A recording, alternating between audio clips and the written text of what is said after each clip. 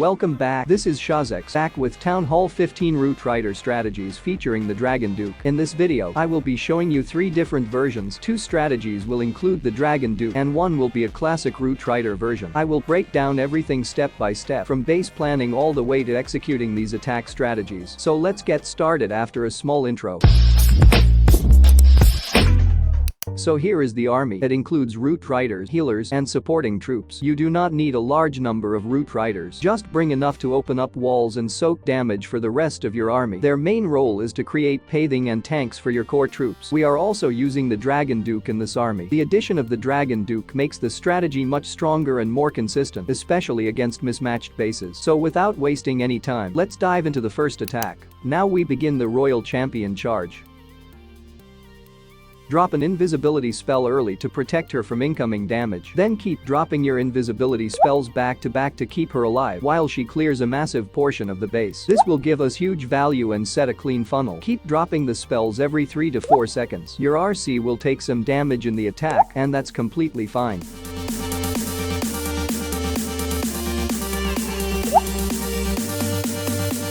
Once that section is done, recall your RC and we are ready for the main push. Start with 1 ice golem, then place the queen on the adjacent site and pop her ability to guide the main army's paving. After that, deploy another ice golem followed by your Root Riders, balloons, healers, and the rest of your army. Use a few rocket balloons. These are very versatile. You can use them for funneling or sniping defenses. In this case, we use them to pick off outside buildings and improve paving. You can also use 1 earthquake to soften high hit point structures. Now the motive here is very clear. Dragon Duke clears the outer buildings and Queen will join the main army for extra damage. Now, an important tip for the Royal Champion. Sometimes she moves too fast and gets herself into trouble. That is why we delay her ability. If she starts going too deep, use the Rocket Spear ability to slow things down and keep her alive longer. Next, drop Overgrowth on a key section of the base. This helps narrow the path. Now comes the perfect moment to use the Grand Warden's Eternal Tome. Always use it in the heaviest damage zone so your army can survive through the toughest defenses. Keeps your army grouped together and reduces incoming damage. It is extremely useful for maintaining control. Always use it in the heaviest damage zone so your army can survive through the toughest defenses. As the Overgrowth effect wears off, this is the perfect moment to use the totem spell to shift the damage. Meanwhile, the Dragon Duke is doing an incredible job on the top side, clearing defenses and creating additional pressure. At this stage, it might look like you are running out of troops, but this is where the clutch factor comes in. The revive spell saves the attack at the perfect moment, bringing everything back just in time to finish the base. This strategy is absolutely legit. If executed properly, you can crush almost any base. And do not worry, I will show you more attacks so you can fully understand and master it.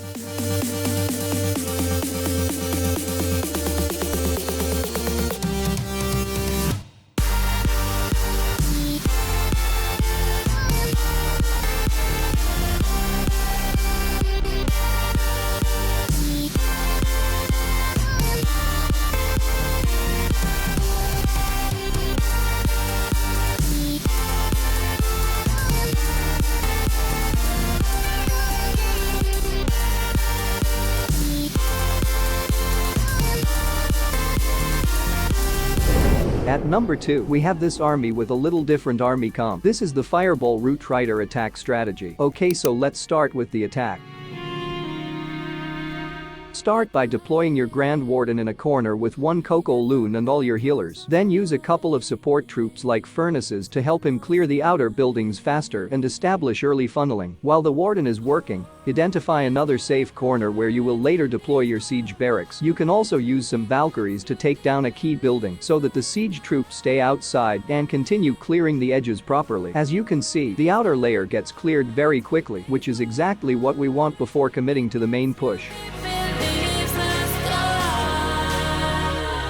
Now it is time for the fireball setup. Drop invisibility spells to hide surrounding defenses. This allows you to precisely guide the fireball onto your target, taking down multiple key defenses at once. Follow it up with earthquake spells to finish clearing the compartment completely. With that value secured, move to the next phase. Deploy your siege barracks along with the Dragon Duke from the planned corner. Make sure to drop a Valkyrie first to distract defenses before placing the siege. Now release all your Root Riders from the middle, but first Ice Golem followed by your heroes. Try to deploy everything everything near the Warden aura so the Warden can transition into the main push and the healers can shift onto your Root Riders for sustained support. Oops, I accidentally dropped my freeze spell here. Drop poison spell on the enemy troops. Use the totem spell to protect your army from high damage defenses like infernos. At the same time, you can freeze your army for the healers to heal them up. You can even carry extra totem spells in your clan castle instead of rage for more survivability. However, rage is still useful in heavy damage zones or when your troops are affected by rage towers. One important tip is to save some invisibility spells during the fireball phase. Later in the attack, they can be used to protect your main army once your totem spells are gone. For hero equipment, you can use alternatives if needed. For example, you can use an action figure instead of the giant arrow. However, the giant arrow is very useful for damaging the core and disabling invisible towers, which helps prevent time fails. As you can see, this base gets crushed very easily with this strategy. It is incredibly strong and reliable, but we are not done yet. The number 3 Root Riders strategy is even more powerful, so stay tuned. And if you are enjoying the content, do not forget to like and subscribe.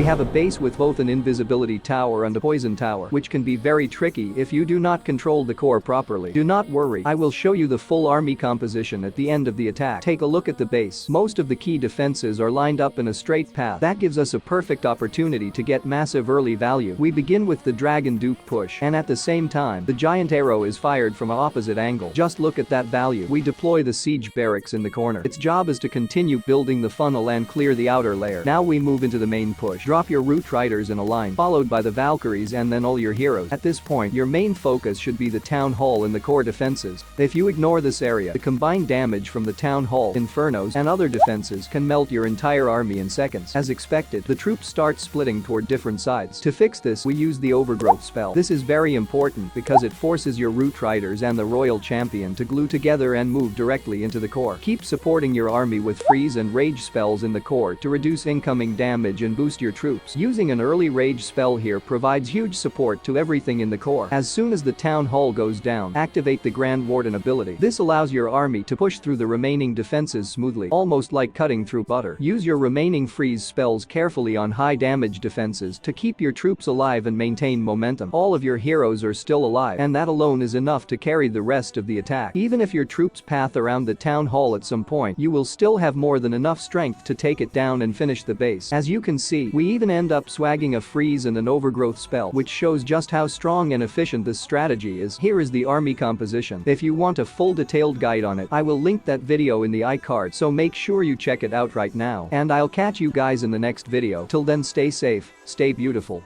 Peace.